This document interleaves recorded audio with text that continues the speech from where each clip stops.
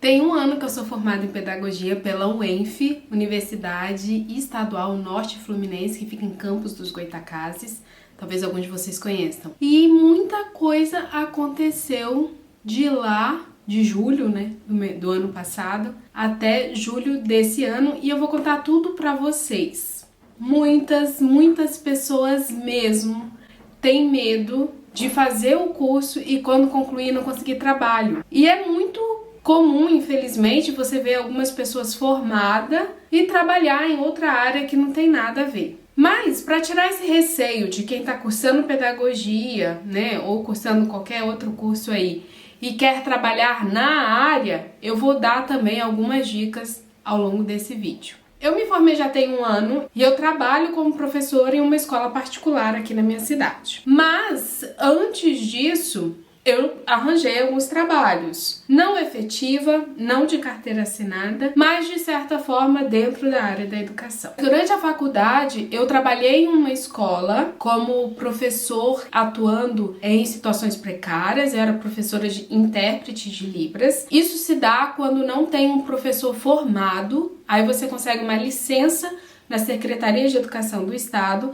que te permite, por falta de um profissional formado, que você dê aula. No meu caso, eu era professora intérprete de Libras, porque sou fluente em Libras e tenho aí os documentos que provam isso para a Secretaria de Educação, né? Que são válidos, que eles aceitam. Por quê que é interessante eu mencionar isso? Porque durante esse período eu conheci muitas pessoas, me conectei profissionalmente com muitos dos meus colegas e eles me ajudaram a conseguir esses trabalhos, inclusive o trabalho que eu tenho hoje. Depois desse trabalho de 2019 como professora intérprete de Libras, eu trabalhei como estagiária pela prefeitura, tá? Numa escola do município. Eu trabalhava como apoio ao professor na sala de aula, mas a minha responsabilidade era como se eu fosse também intérprete de Libras, embora eu não fosse contratada como, né? Eu fui contratada como estagiária. A aluna que eu era responsável é surda e perfeitamente inteligente, só que ela precisava desse auxílio na comunicação, e aí que eu entrava.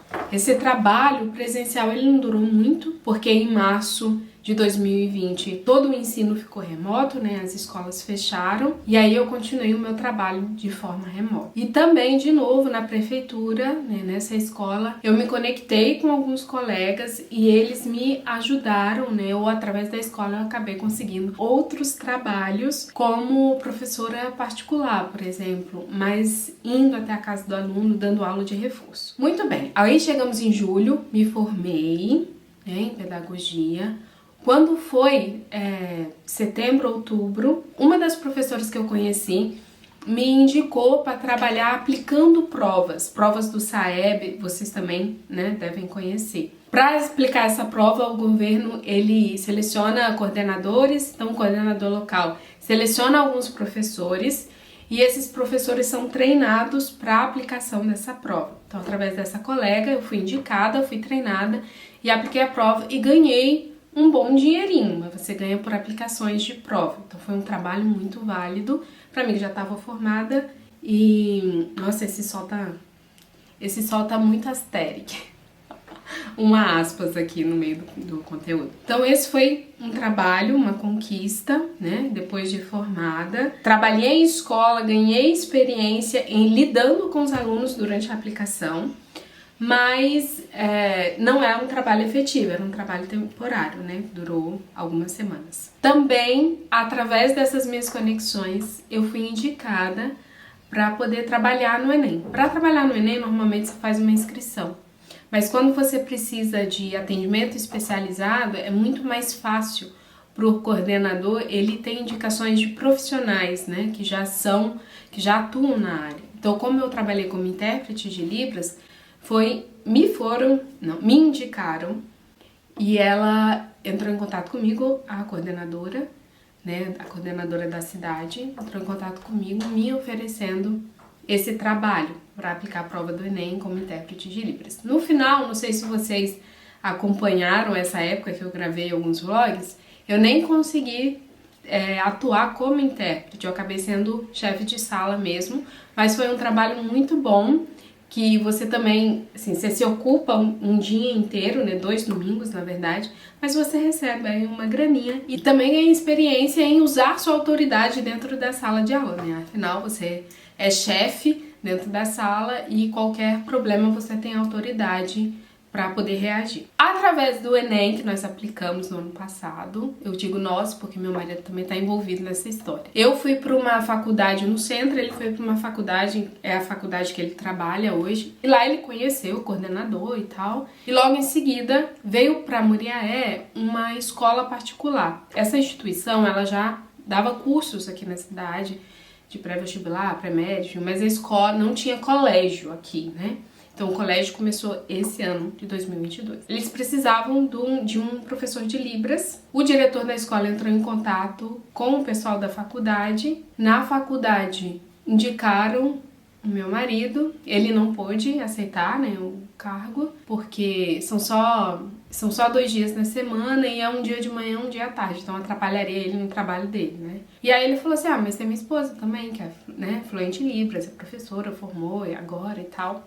E foi assim que eu consegui o meu trabalho. Então, tem 1 ano que eu sou formada e já tem 6 meses que eu trabalho, né, nesse colégio como professora. E eu sempre falo com vocês, né, da importância de você criar conexões nos estágios que você faz. Não importa se o estágio é remunerado, né, se você está ali ganhando para fazer o seu trabalho, ou se o estágio é obrigatório, faz parte da grade do currículo do seu curso, e você tem que fazer para cumprir as horas.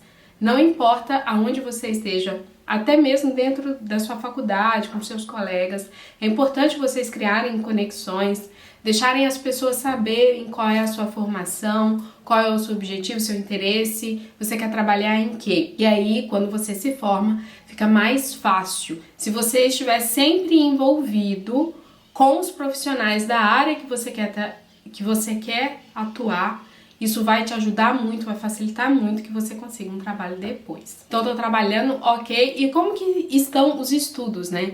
Pós-graduação. Como que eu escolhi, sei lá, minha pós-graduação? Eu comecei a trabalhar como professora de Libras, né, em fevereiro. E aí eu decidi que seria muito, muito útil para mim como profissional e também para me manter bem no trabalho, né?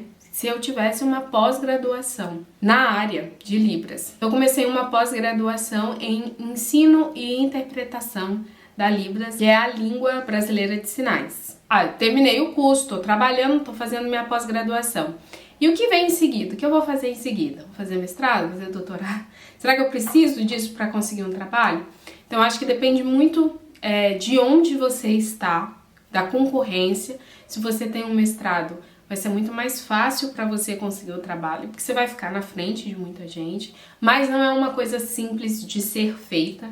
Você estuda por mais 2 anos e você escreve uma dissertação que é bem maior, né, do que aí o seu TCC. Então não é uma coisa simples de ser feita, mas é válido se você tem interesse e quer ficar melhor posicionado aí dentro da sua área para conseguir um trabalho. E outra graduação, tem vontade de fazer outra graduação? Sim, eu tenho vontade, gente, de fazer. Desde que eu me formei até agora, já se passaram muitas coisas na minha cabeça. E aí, Letras Libras é uma delas, né? Licenciatura em Letras Libras, porque eu já trabalho na área. Então, seria interessante ter esse diploma. Mas, o que tem me conquistado ultimamente, que eu tenho me interessado muito, é por psicopedagogia, porque é uma forma de aprender quais são as coisas, quais são os empecilhos que atrapalham as crianças e até mesmo pessoas adultas de aprender e como superar isso. Em base, a psicopedagogia trabalha com síndromes, transtornos, déficits de aprendizagem. Então seria interessante saber dessas coisas, porque eu poderia ajudar vocês e ajudar também outras pessoas, né? De repente ter uma clínica, atender as crianças ou trabalhar numa escola mesmo em apoio aos professores. Então, eu não sei. As duas coisas são muito interessantes para mim, ainda não sei exatamente o que fazer. Bom, espero que vocês tenham gostado desse relato, o que aconteceu nesse meio tempo aí, nesse 1 ano, como que eu estou hoje depois de formada. E espero também que isso tenha inspirado vocês e dado motivação para vocês continuarem o curso e já agora, dar os passos para que no futuro vocês consigam um trabalho com mais facilidade, tá bom? Se gostou do vídeo, curte, compartilhe com seus colegas que estão na dúvida aí se vão conseguir trabalho depois de formado. Inscreva-se aqui no canal. Foi um prazer ter vocês até aqui e a gente se vê no próximo. Tchau!